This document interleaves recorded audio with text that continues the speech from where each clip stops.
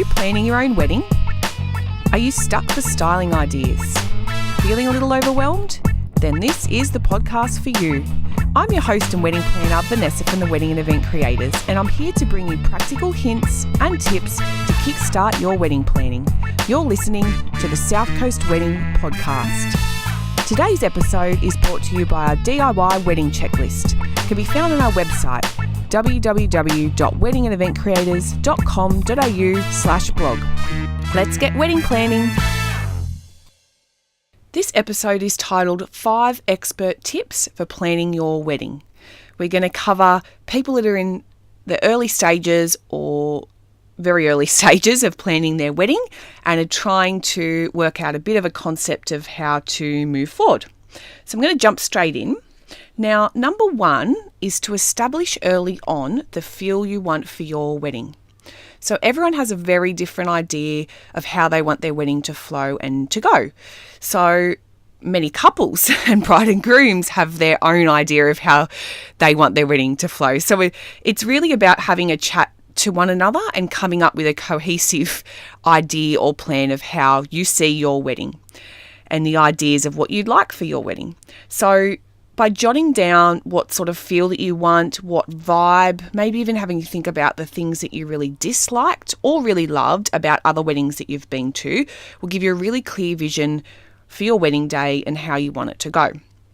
Things like the venue, the food choices, the styling options and the like can all revolve around this once you've got an idea of your vision. Do you want a casual laid-back vibe or perhaps a more traditional sit-down with lots of formalities peppered through?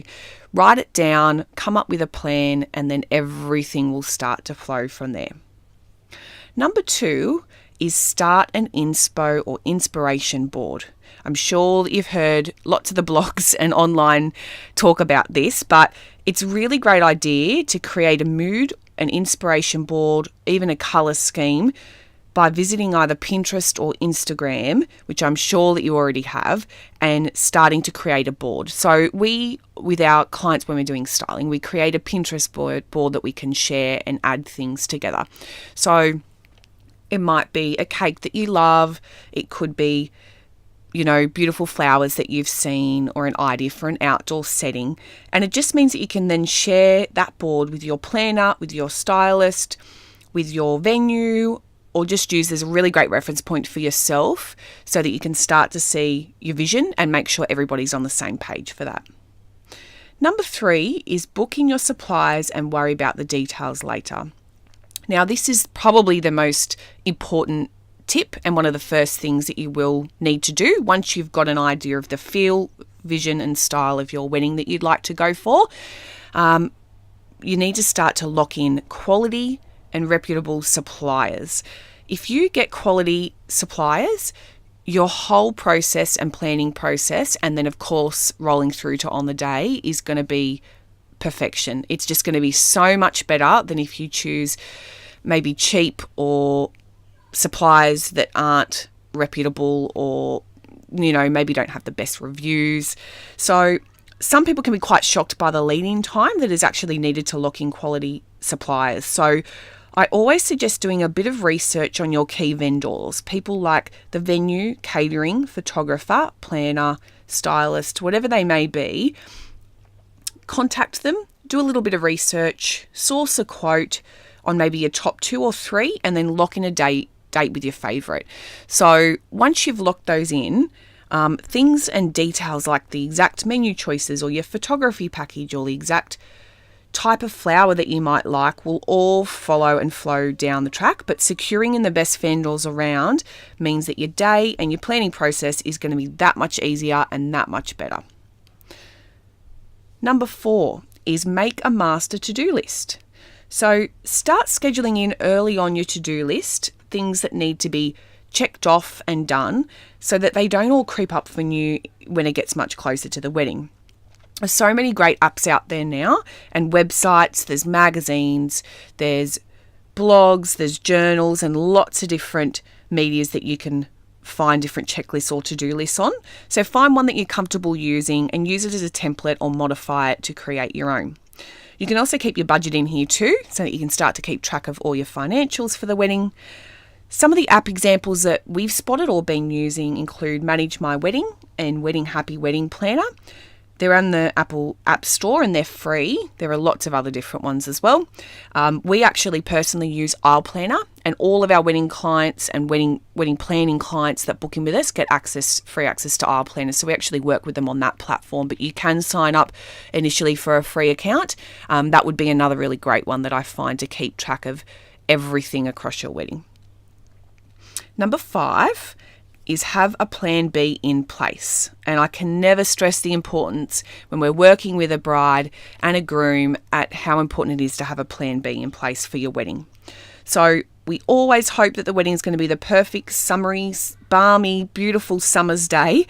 But the reality is that we do need to be smart and have a backup plan or a plan B in place for all of the aspects of your wedding.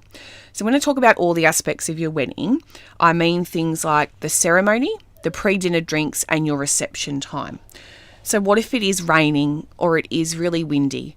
What are you going to do with those 3 spaces? What is the backup plan?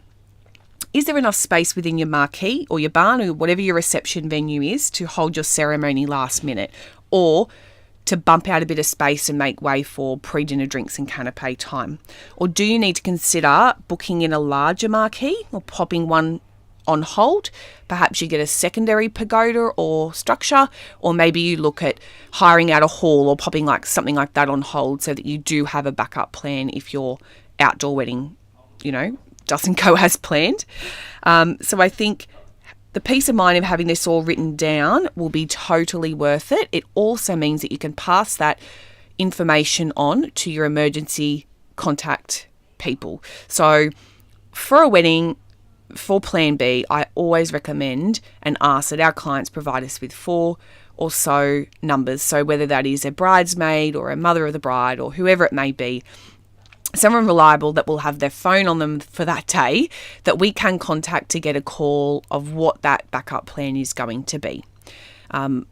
As a planner, I would then, of course, contact all the other vendors. But if you're DIYing the wedding, you would then make sure that you contact all the key suppliers involved. So say you've got an outdoor ceremony. Unfortunately, the weather turns not so great and you do have to move to your backup plan inside a marquee or whatever it might be. Contacting everyone involved with that portion of your wedding is super important. So places like the venue itself, photography, stylist or hire company that's setting up the wedding, photographer, florist, anyone else that might be coming on site is really important to contact all of those. So just a quick recap of our 5 expert tips for planning your wedding. We've got number 1 was establish early on the feel and the vibe that you want for your wedding. Number 2 is start an Inspo board or Pinterest board and start to collate and collect the styling vision. Number 3 is booking your suppliers and then worry about the details later. Number 4 was make a master to-do list and checklist. And number 5 was have a plan B in place. The peace of mind of having it all written down is going to be totally worth it. Maybe ask what other past brides did in a plan B situation, come up with an actionable plan and ensure that all of your vendors are across everything. I hope this has been helpful. Thank you so much and we'll catch you next time. Thank you so much for listening to today's podcast. Make sure you jump onto our social media pages for more hints, tips and inspo. You can find us on Instagram at Wed Event Creators, on Pinterest at Wed Event Creator, and also via our Facebook page. And please don't forget to visit our website weddingandeventcreators.com.au to see our video tutorials and helpful blog posts.